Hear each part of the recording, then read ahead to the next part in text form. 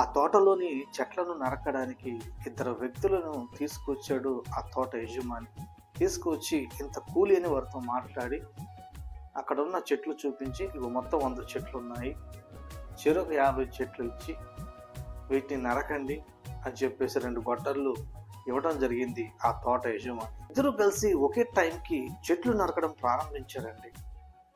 ఇద్దరు అరగంటకు ఒకసారి రెస్ట్ తీసుకున్నారండి. అయితే మొదటి వాడు తన 50 చెట్లను మధ్యాహ్నంలోగా నరికేసి యజమానుడి దగ్గరికి వెళ్ళి తన కూలీ తీసుకుని ఇంటికి వెళ్ళిపోయాడండి. అప్పటికి రెండో వాడు కేవలం 25 చెట్లు మాత్రమే నరికాడండి. ఇక సాయంత్రంలోగా మొత్తాన్ని పూర్తి చేసుకొని యజమానుడి దగ్గరికి వెళ్ళి తన కూలీ కూడా తీసుకొని తన డబ్బులు తీసుకొని ఇంటికి వెళ్ళాడు. కానీ ఆలోచనలో పడ్డాడు. ఏంటి ఆలోచన అంటే, వీడు నాకంటే ఎలా ముందుగా చెట్లు నరికాడు, నాకంటే ముందు పని ఎలా ముగించాడు, అరే మధ్యాహ్నంలోగా పని ముగించేశాడని ఒక ఆలోచనలో పడ్డాడు.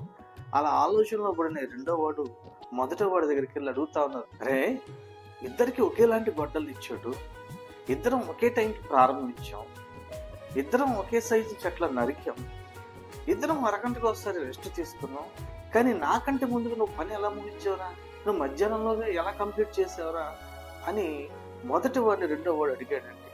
అప్పుడు మొదటి వాడు ఈ రెండో వాడు భుజం మీద చేసి, రే ఇద్దరం కలిసి ఒకే టైంకి ప్రారంభించాం, ఇద్దరం కలిసి ఒకే టైపు గొడ్డలు తీసుకున్నాం, ఇద్దరం కలిసి చెట్ల నరకడం ప్రారంభించాం, ఇద్దరం కలిసి కూడా అరగంటకు ఒకసారి రెస్ట్ తీసుకున్నాం. అయితే ఈ రెస్ట్ తీసుకునేటప్పుడు నువ్వు రెస్ట్ తీసుకున్నావు, నీ గొడ్డలకి రెస్ట్ ఇచ్చావు, కానీ నేను రెస్ట్ తీసుకున్నప్పుడు నా గొడ్డలకి మాత్రం నేను రెస్ట్ ఇవ్వలేదు. నా గొడ్డలకి నేను ఆ టైంలో పదును పెట్టాను. పదును కలిగిన ఈ గొడ్డలతో ఎప్పుడైతే చెట్లను నరకడం ప్రారంభించినో నా పని చాలా సింపుల్ అయిపోయింది, చాలా ఈజీ అయిపోయింది. కాబట్టి మధ్యాహ్నంలోగా నా పని కంప్లీట్ అయిపోయిందరా అని చెప్పేసి ఈ మొదటి వాడు రెండో వాడితో చెప్పడం జరిగింది. రెండో వాడి కంటే మొదటి వాడు తన పనిని త్వరగా ముగించడానికి కారణము పదును కలిగిన గొడ్డలి, పదును కలిగిన ఆయుధము. ఆ పదును కలిగిన ఆయుధమే ఆసక్తికరమైన ప్రార్థన.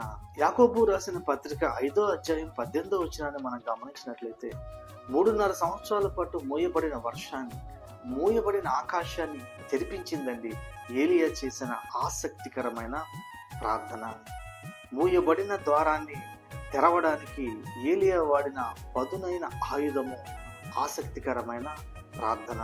ఈరోజు ఈ మాటలు వింటున్న నీవు, నీ కుటుంబంలో కానీ, నీ ఉద్యోగంలో కానీ, నీ పనిలో కానీ ఏ ద్వారం అయితే మూయబడిందో, ఏ తలుపు అయితే వేయబడిందో దేవుడు దాన్ని తెరవబోతా ఉన్నాడు. ఆమేన్.